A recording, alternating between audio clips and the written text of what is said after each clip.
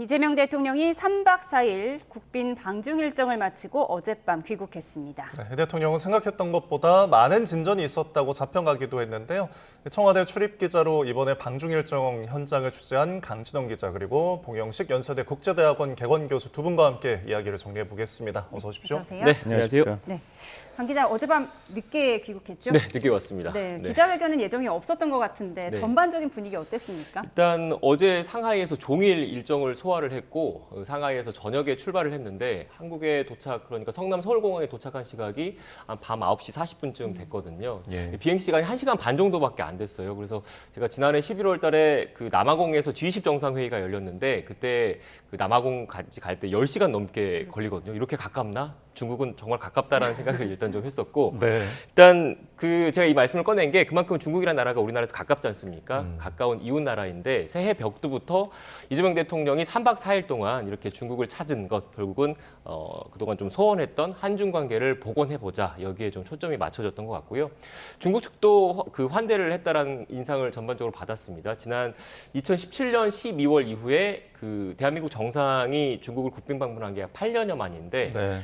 중국이 베이징 그 공항 그러니까 그 베이징 서우드 공항에 이 대통령이 도착을 했을 때 중국 과학기술부 장관이 직접 영접에 나왔어요. 그런데 그 전에 박근혜 전 대통령이나 문재인 전 대통령 때는 그 공항에 영접 나오는 인사가 차관이나 차관보급이었거든요. 그러니까 그때보다는 격을 높인 거죠. 그러니까 어떻게 보면 의전에 좀 신경을 썼다 이런 인상을 좀 받을 수 있었고 예. 또 시진핑 주석과 정상회담 다음 날도 중국 권력 서열 2, 3위 최고의 인사까지 다 같이 만났던 점도 전반적으로 중국 측이 이번 국빈 방중을 환대했다 이런 네. 인상을 받았습니다. 네, 3박 4일이 가득 찰 정도로 좀 숨가쁜 방중 일정이었습니다. 저희가 그래서 여러 가지 키워드를 좀 뽑아봤는데 첫 번째 키워드를 보고 이야기 나눠보겠습니다. 보여주시죠.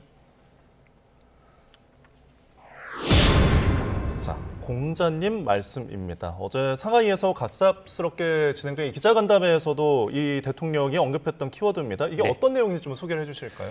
일단 내용을 좀 하나하나 대통령 오딘이다 보니까 제가 예. 좀 소개를 해드릴게요. 저도 당시 간담회 현장에 있었는데 이 질문이 그 한중 정상회담이 지난 5일에 열렸었거든요. 시진핑 중국 국가주석의 그 모두 발언 내용과 관련이 좀 있습니다. 국가 정상의 발언이니까 제가 원고를 보면서 정확하게 말씀을 좀 드릴게요. 네. 일단 시 주석이 회담 모두 발언에서 이렇게 얘기를 했습니다.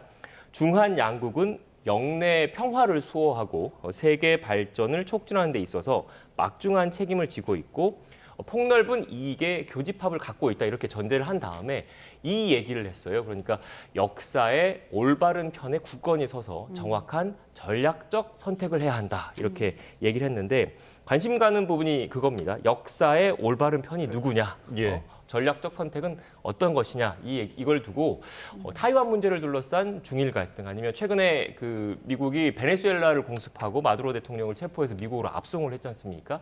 이걸 좀 염두에 둔 것 아니냐라는 게 그 당시 동행했던 청와대 기자들 사이에서 무슨 의미일까라는 얘기가 좀 나왔었고 관련된 질문이 역시나 어제 상하이 간담회에서 나왔습니다. 여기에 대해서 이 대통령이 앞서 그래픽도 나왔지만 공자 말씀이라는 얘기를 하셨어요. 그러니까 공자 말씀으로 들었다. 착하게 잘 살자. 그런 의미로 이해했다라고 언급을 했는데 현장에서 청와대 출입 기자들이 느끼는 발언은 아무래도 민감한 외교 현안이잖아요. 그러다 네. 보니까 공개석상을 대통령의 말에 대통령의 언급에 무게감이 있다 보니까 이 민감한 현안에 대해서 말하는 것 자체가 부적절하다. 이런 판단에 따라서 구체적인 답변을 일단 피한 거로 보입니다. 예, 역사의 올바른 편에 서야 한다라는 시진핑 주석의 말, 이게 미중 갈등, 중일 갈등 속에서 중국 편에 서야 하는 거 아니냐, 이 말을 한 것 아니냐는 분석도 나왔는데 이재명 대통령이 공자님 말씀으로 들었다. 이건 그냥 원론적인 답변일까요? 어떻게 보세요? 네, 그렇습니다. 그 시진핑 주석이 혼란 변화 속에 올바른 전략적 선택을 해야 된다.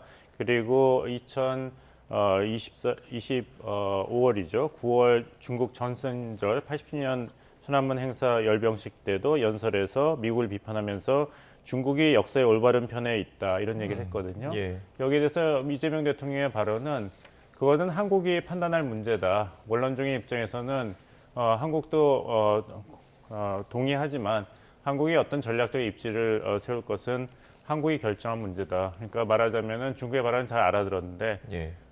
어쩌라고요. 한국이 알아서 하겠습니다라는 한국의 전략적인 자율 공간을 중국이 함부로 건드리거나 무시해서는 안 된다. 이것을 점잖게 답변으로 한 것으로 보입니다. 네, 의도는 알겠으나 그 해석은 우리가 하겠다. 자, 다음 키워드를 좀 보겠습니다. 이번 한중 정상의 만남 때 양국 정상 뒤에 있던 중국 외교부 아시아 국장의 표정이 눈길을 끌었습니다. 주머니 손과 미소 사이인데요. 자, 이 국장이 왜 갑자기 이렇게 주목을 받았을까요? 네, 지금 화면에 노란색 동그라미 안에 있는 국장 예. 류진숭 중국 외교부 아시아 담당 국장입니다. 한중 정상회담이 지난 5일 베이징 인민대회당에서 열렸는데 앞서 조금 전 화면이 인민대회당 내부 모습입니다. 네. 인민대회당 내부에서 열린 한중 정상회담 전후로 공식 환영식이 있었고 국빈 만찬 그다음에 정상회담이 쭉 이렇게 이어졌거든요. 근데 아시아 담당 국장이다 보니까 이 정상 간의 외교 현장 근처에 있을 거잖아요. 근데 예, 저희가 화면으로 보여드리고 그렇죠? 있습니다. 네.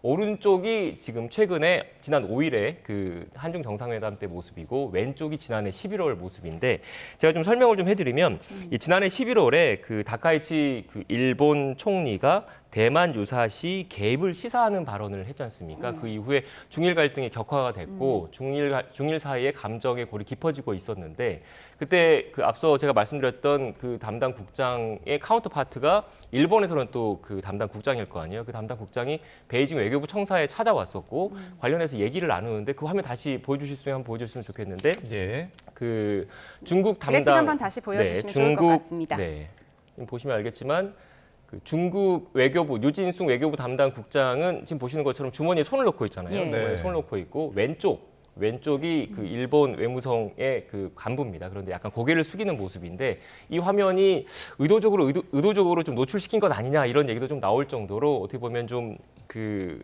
갈등이 좀 부각되는 장면이었습니다. 하지만 반대로 이번에 한중 정상회담 지난 5일에 있었던 한중 정상회담 때는 어떻게 보면 그 담당 국장이 환하게 웃는 모습을 보면서 이게 상징적으로 지금 악화일로를 치닫고 있는 중일 갈등 그리고 어떻게 보면 관계 복원의 길에 들어선 한중 관계를 상징적으로 보여주는 장면 아니냐 이런 게 베이징 그리고 상하이 현지에서 나왔던 이야기입니다. 예, 알겠습니다. 네, 조금 중국이 이 대통령 방중 기간 동안에 일본의 히토류 수출 통제라는 강력한 조치를 했어요. 이 부분도 어떤 신경전이 담겨 있는 것 같은데요.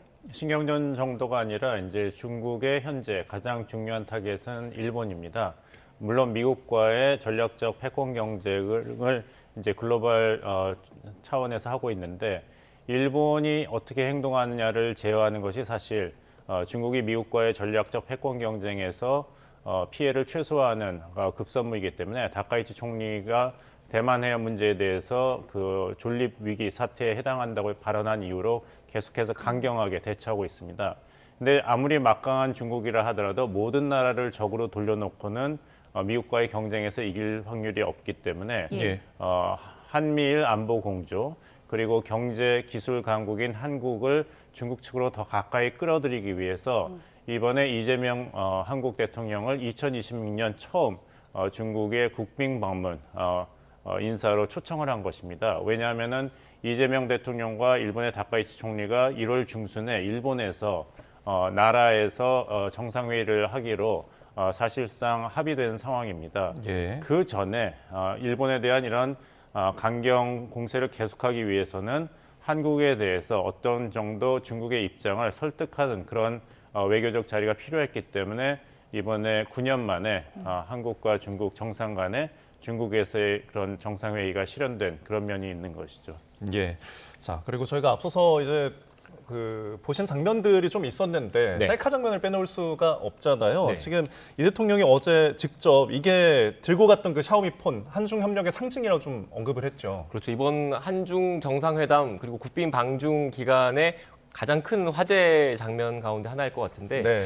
준비된 화면 보고 제가 말씀을 좀 드릴게요. 일단 그 이 샤오미 폰이 그 어떻게 보면 좀 이력이 좀 있습니다. 그러니까 지난해 11월 경주에서 에이펙 정상회의가 있었고 이때 시진핑 중국 국가주석을 우리나라로 국빈 방한 초청을 했지 않습니까? 네. 이때 시 주석이 가져온 그 선물로 준 그 휴대전화가 바로 저 샤오미 휴대전화입니다. 그런데 그때 당시에 좀 그 에피소드가 좀 있었어요. 그러니까 이재명 대통령도 좀 신경이 좀 쓰였던 부분인 것 같은데 당시에 그 이 대통령이 선물을 받을 때 시 주석한테 이 샤오미 핸드폰을 놓고 통신 보안이 되느냐 이런 어떻게 보면 네. 짓궂은 농담을 뼈 있는 농담을 건넸고 당시에 시 주석이 이렇게 응수를 했습니다. 뒷문, 그러니까 백도어를 한번 확인해 봐라 이렇게 응수를 했는데, 이 백도어가 뭐냐면 그 보안 시스템을 피해서 해커가 어떻게 보면 우회로로 침투할 수 있는 걸 백도어라고 하거든요. 그러니까 어떻게 보면 이 대통령이 뼈 있는 농담을 건네니까 거기에 대해서 시주석도 웃으면서 뼈 있는 응수를 한 겁니다. 그런데 이 대통령도 이게 어떻게 보면 좀 신경이 쓰였던 것 같은, 쓰였던지 그 2달여 만에 이번에 한중 정상회담이 다시 열렸는데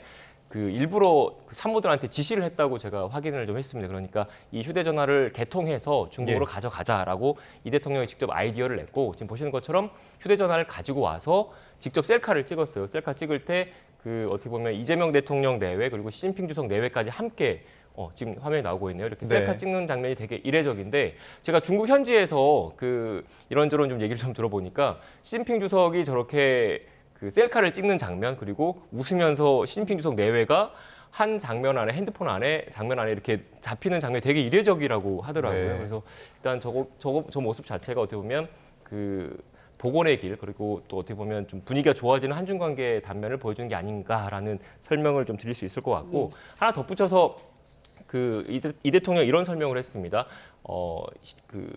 저 핸드폰의 디스플레이는 한국산이고 그다음에 제조사는 중국이지만 어떻게 보면 한중 협력의 산물이다. 그러니까 앞으로 한국과 중국이 나아갈 방향이다. 이런 취지의 설명도 있었다는 것을 말씀을 드리겠습니다. 여당에서는 뭐 역사에 남을 명장면이다 이렇게 평가를 하기도 하더라고요. 저희는 다음 키워드에서 대담 이어가겠습니다. 다음 키워드 사자와 판다입니다. 간송미술관에 있는 석사자상을 중국에 돌려주고 대신 광주 우치동물원에 판다를 빌려오는 방안을 추진하겠다는 건데, 이건 어떤 의미가 있습니까? 네. 사실 어떻게 보면 한중 관계 전면적인 복원의 길로 들어섰다고 하더라도 양국 사이에 어떻게 보면 민감한 정치 안보 현안들이 많습니다. 그런데 이런 민감한 정치 안보 현안들을 당장 가시적인 성과를 내는 것도 풀어내는 게 쉽지가 않기 때문에 이재명 대통령과 지금 청와대가 갖고 있는 구상 자체가 경제라든지 문화라든지 이런 어떻게 보면 민감한 현안보다는 조금 덜 민감한 현안을 가지고 양국 간의 신뢰를 쌓자, 이런 네. 차원에서 꺼내든 게 지금 보시는 것처럼 뭐 석사자상이라든지 아니면 판다, 이런 교류와 협력을 확대해 나가자, 이런 취지인 것 같습니다. 네. 예, 알겠습니다. 자, 저희가 지금 이 부분에 대해서 좀 한한령에 대한 걱정이 좀 있었잖아요. 이렇게 판다가 오게 된다면 앞으로 좀 점진적으로 회복이 가능할까요? 시진핑 주석은 여기에 대해서 말을 아꼈습니다. 예. 석자 얼음이 한순간에 녹는 걸 기대하는 건 무리다. 그렇지만 과일은 기다리면 익어서 떨어진다, 이런 얘기를 했거든요.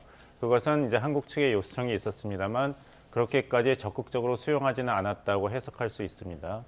이번에 한중 정상회담은 사실 짧은 기간 안에 갑자기 결정됐기 때문에 기자님께서는 이제 북경 상하이를 가셔서 아시겠지만 여러 가지 중국 측이 호스트로서 허술한 점이 많이 나왔습니다. 뭐 금강까지는 아니더라도 이제 선물 교환에서도 꽃감이라든지 CD 이런 식으로 준비를 했고, 예. 기자단이 이제 동시 통역으로 그런 회의를 듣기에도 준비가 소홀했는데, 대신에 이제 우리 정부는 짧은 기간이지만 굉장히 치밀하게 준비했기 때문에 저 샤오미 전화로 한중 간의 경제 협력의 가능성도 다시 한번 확인을 했고, 서해에서의 구조물에 관한 우리의 우려, 그리고 북한에 대한 중국의 건설적인 지원 입장도 표명을 했습니다. 다시 말씀드리면 이번에는 어떤 가시적인 성과를 당장에 성취하는 것을 목적으로 한 정상회담이 아니었고, 한중 관계의 복원의 원년, 즉 시작으로서 서로 어려운 얘기라도 솔직담백하게 교환하는 그런 자리의 목적이었습니다. 예. 그런 기준으로 본다면은 우리 정부가 나름대로 치밀하고 효과적인 준비를 해서 적절한 메시지를 전달했기 때문에 시작으로서 잘 준비되고 집행된 그런 정상회담이었다. 한국 측 입장에서 본다면. 반면에 중국에서는 아직도 이재명 정부가 윤석열 정부가 아니기 때문에 자동적으로 친중적인 노선을 받아들일 것으로 기대하고 한번 테스트한 그런 자리였던 것으로 보이는데, 시진핑 정권이 제일 반가운 것은 이재명 정부가 윤석열 정부가 아니라는 것입니다.